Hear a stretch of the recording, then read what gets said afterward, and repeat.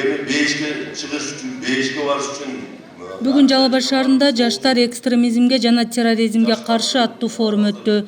800 адам катышкан ири масштабтагы илимий конференция ар кандай террордук чакырыктардан алыс болуу жана диний экстремизмге каршы күрөшүү максатын көздөйт. Жалал Абад областык ички иштер башкармалыгы демилгелеген иш-чарада УКМК областык казыяттын жана дин өкүлдөрү жаштарга дин тууралуу толук маалымат берди. Аны менен катар атайын видео роликтер көрсөтүлүп, докладдар окулду.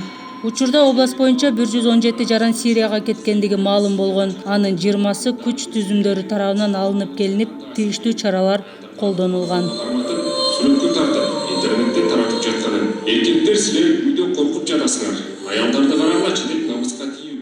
Көбүнчө ушу мусулмандар көп кетти ал жака. Ал жака барып туруп, бул жака кайткандардан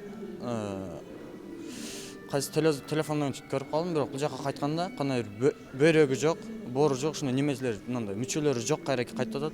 Бул жака кайтканда бирок мындай көп мурункудай жашай албайт аларчы. Ар кандай литературалар, ошо тинтүү учурунда алынгандар, ошолорго баа берилет, анан экспертизага жөнөтүлөт.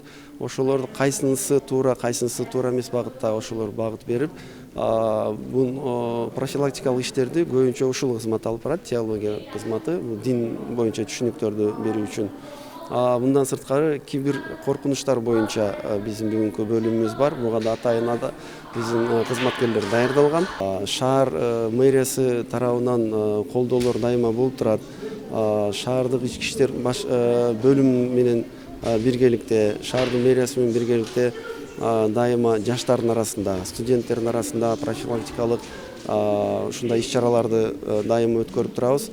Бүгүнкү иш-чара биздин максатыбыз ушу бүгүнкү күндө ушу жаштарыбызга дагы да болсо ушул теманын актуалдуулугун эң жогорку экенин, мамлекетибиздеги эң көйгөйлүү маселенин бири ушул экенин жеткирүү болуп эсептелет.